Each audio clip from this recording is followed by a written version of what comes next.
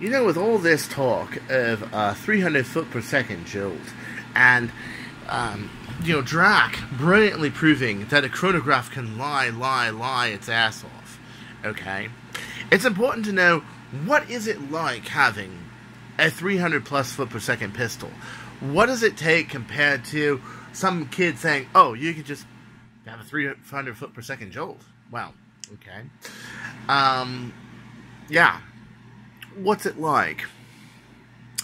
Well, first off, this is Bird of Prey, as everybody knows, okay? Not many of these around because, quite frankly, they're not very easy to build. You got a huge plunger tube, okay, which is the same bore diameter polycarbonate.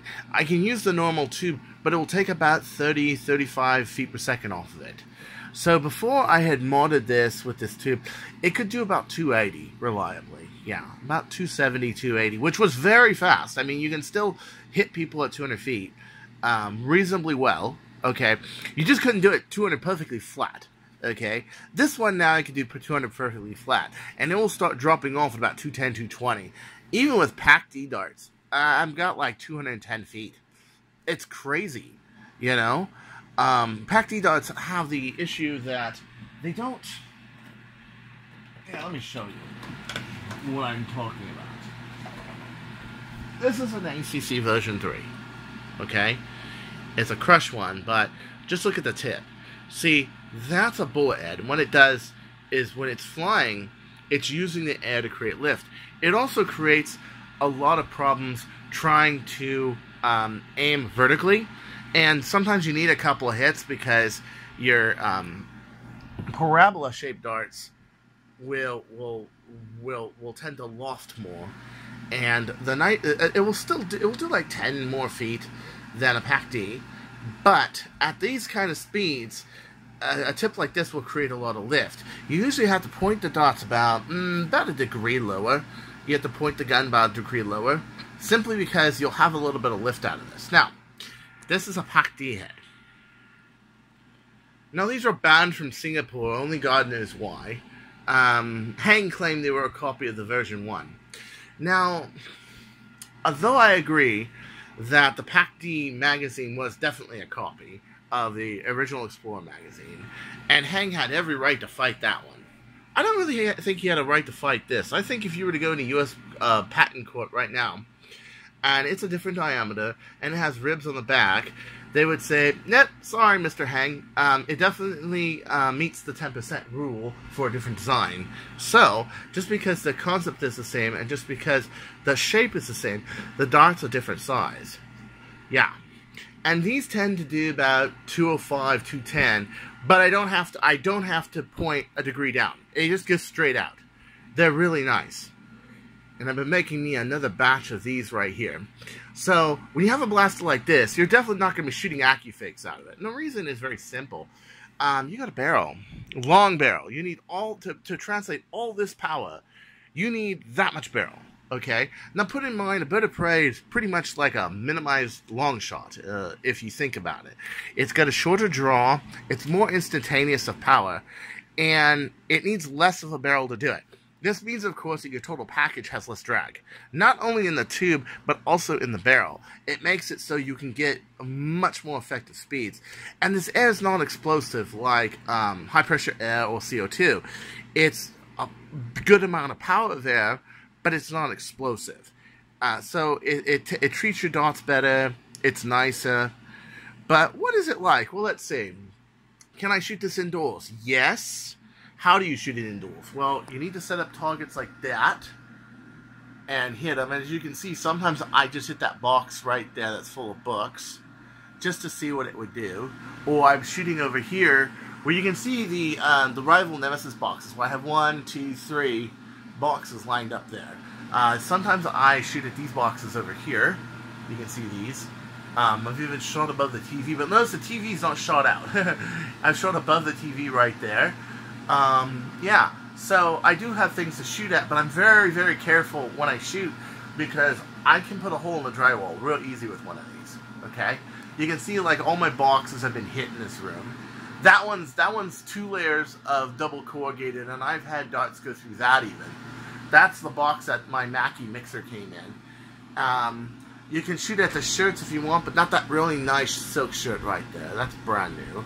And yeah, so I can reliably test accuracy, performance in here to really see what it can do. Other than a chronograph, and a chronograph will intermittently be wrong. One time I got an error that said this thing was doing 410. Well, it was not doing 410. I'll tell you that right now. It was definitely not doing 410. But it's averaging somewhere between the low 300s and 320. So I would honestly say it's over 300 feet per second.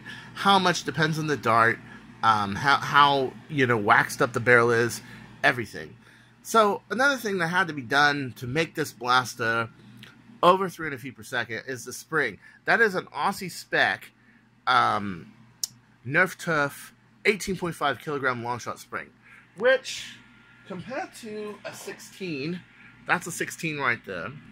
Okay, that has, you know, total coils of 1, 2, 3, 4, 5, 6, 7, 8, 9, 10, 11, 12, 13. You see what I'm saying? 13 coils. Which will give it 11 coils active. This has 10 coils active. So it's exactly like this. It's just one less coil.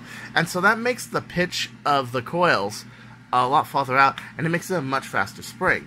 If I put this in here, I'm just I can do 300 some shots, but the average is probably closer to 280, 285, maybe 290. I really like this spring. Easy draw, lots of power. The new Turf division in America is making a batch of these. I highly recommend you get some, because although the 16, in my opinion, is one of my favorite overall springs, the 18 has some serious balls without needing the prime. So it needed a really good spring plat to have. Now remember, this spring here ends here. Look how much pre-comp I have. Tons of pre-comp. So what did I need to do that? I had to fiberglass the whole frame. You see this cheesy, metallic, I don't call it cheesy, I like this color actually, metallic look. You see that layer right there? Yeah. That's epoxy and fiberglass. 3 layers on the other side too. And what this does is it makes it so when this hits here, it doesn't put out much. But then again, there's a secret with that, is that the draw actually stops on this thing. So like a car, the piston is stopped by the camshaft. It's not stopped by the head of the piston. This is the same way. Only I calculate this so it hits this and this at the same time.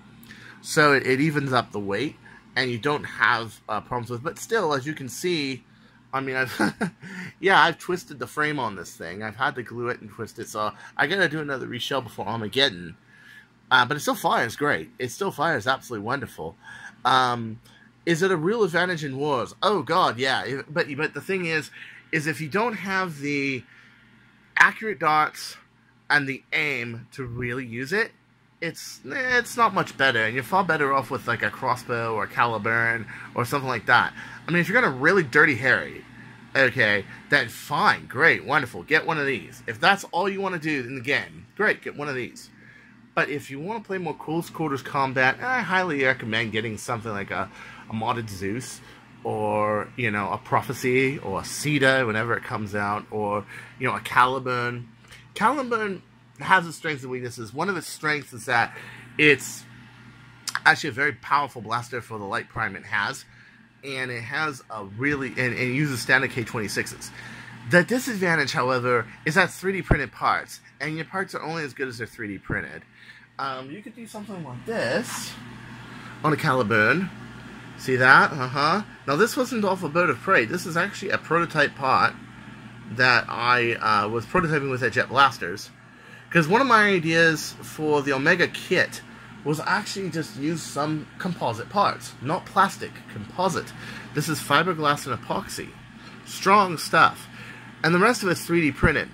I put this under 16 kilograms of spring load, and it did just fine. At first we were using it for 10 for the Omega kit, and we were using 3D printed plunger heads because we were testing this design right here, Speed Seal design, and it kept breaking. So I took one of the heads that were made out of PLA, which bonds with epoxy, by the way, and I put 3 layers of fiberglass on the front of it, and it worked absolutely damn well, you know. But, you know, the Omega kit's the Omega kit right now. I mean, hope you enjoy it, but that's what they decided on. That's what they did, you know. I can't really do much about that, can I? But back to this blaster. Yeah, it's fun.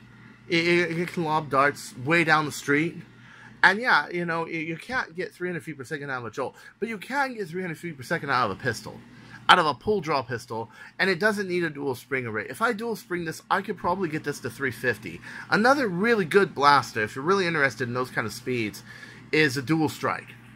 Right up here is the very first dual strike Magnum that was ever built. This one right now in the configurations it is doing about 310. Why? Because I have a really long barrel on it, and it's a heavy BDSM, meaning that my barrel ends about right here, okay? And all of this, the ball valve, and into here, it's all dead space. So it's not going to be as fast, but it's going to be more stable, you see? The front has an ultra-match port on it. I can use up to 20-inch barrels. I got lots of air supply for that. But if you want to do in the 350s, maybe faster with an 18.5, because a 350 was done with a 16, then instead of using the megas, you keep the megas, and the reason you keep the megas, barrels, or the structure, is so it holds this barrel in. You put your barrel right here, and you put it straight to the tube. If you do that, and you get rid of the ball valve, then you can get into the 350s. You don't have the air leakage, the pressure leakage that a brass dual strike Magnum has. But the idea behind this was introduced at Armageddon 17, was that you had 200-foot range, and you had megas.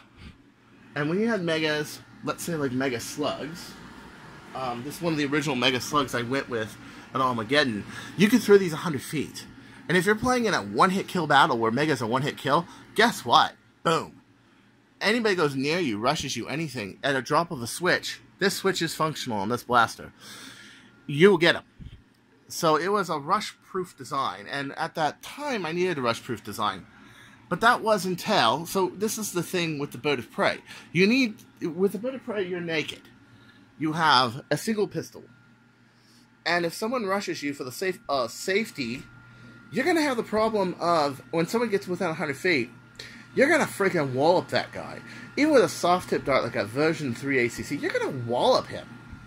Okay, so what do? You get blasted like this. Is what you do. You carry something like that as a companion. That is the first Mauser fire ever built. Since then, we've had people build magazine-fed Mausers, such as Van James built one, and what's that other guy? David Pro built one, okay?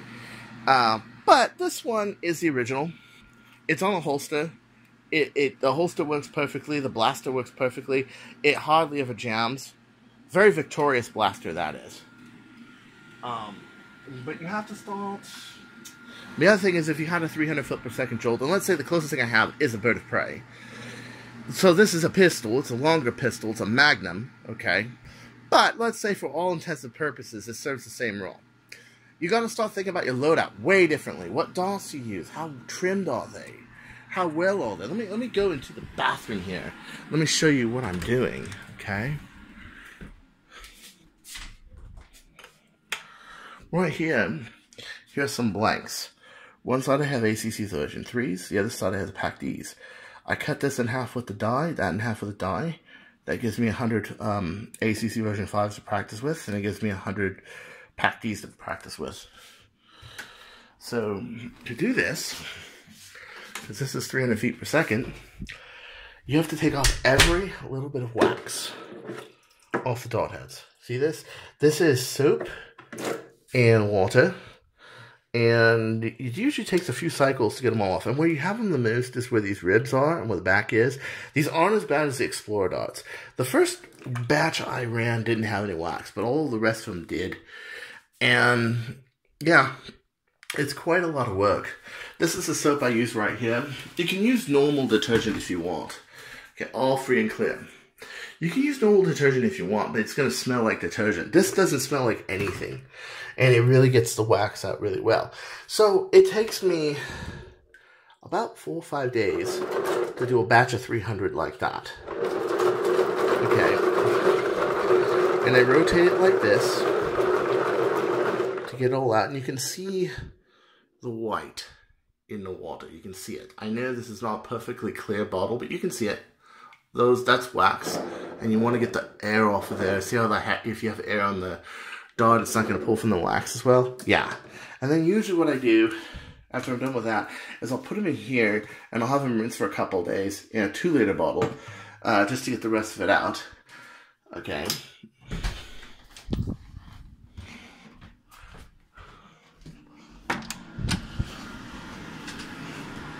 So this is how much trouble one of these are. Okay. So then I got, that used to be a full box of ACCs right there. You got your ACCs. Let me pick one. Okay, you got your ACCs, right? Your ACC dots. To do your backheads. Now, this is really hard to do one-handed, like I always say. Ugh.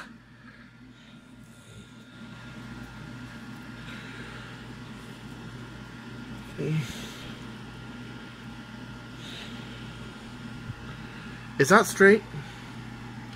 Tell me something. Is that straight?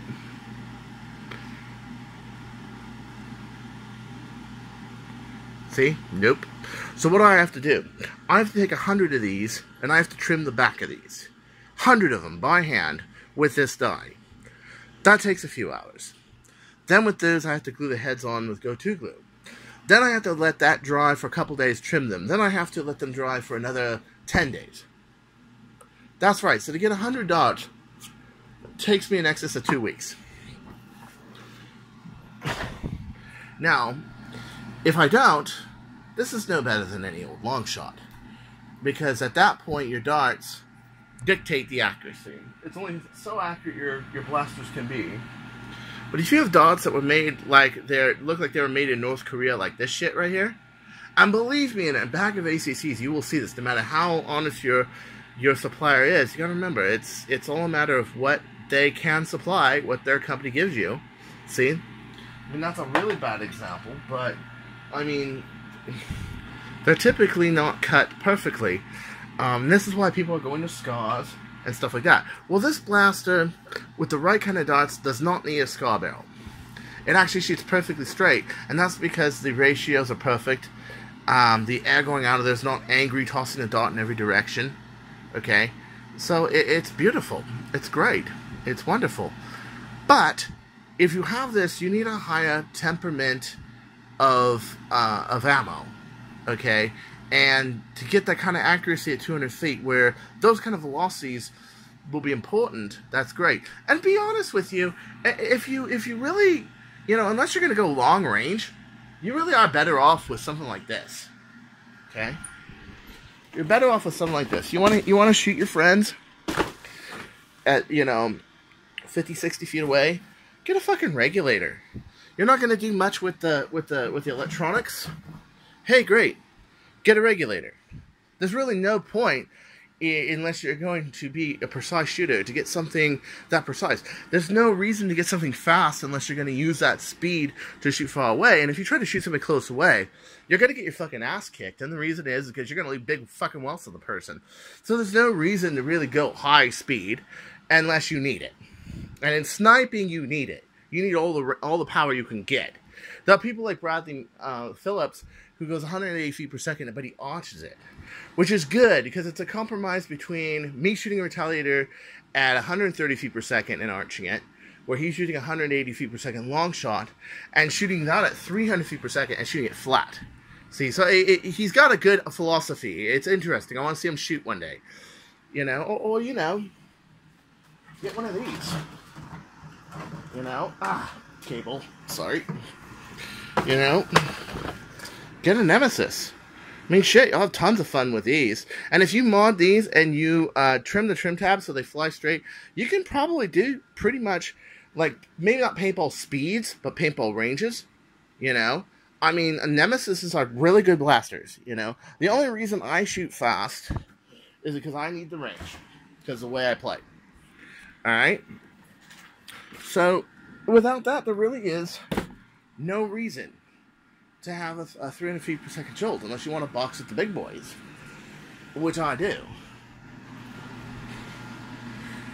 So at any rate, this is Chris Cartea saying, from my experience, okay, I don't have a 300 foot per second jolt, and nobody ever will. But in my experience, having a 300 plus foot per second pistol, that's why I have a 300 foot per second pistol.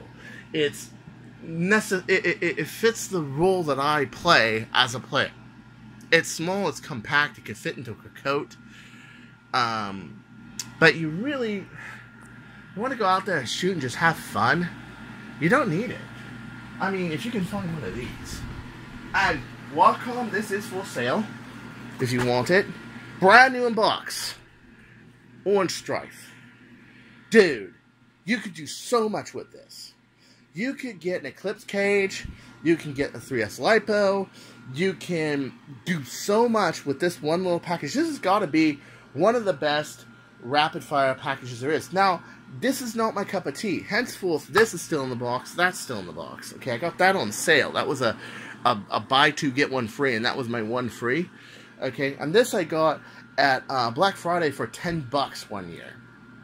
And look at it. Still brand new in box. I still have another one lying around that's, it's not brand new in box, but it's new. Okay, I've never really fired it or modded it or anything. You know, so I still have like two of these. One of these is brand new in box.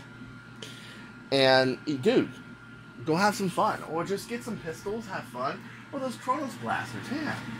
Unless you're really playing like I do, and you need the speed, dude, you don't need 300 feet per second. Take it from a guy who already has a pistol that does it.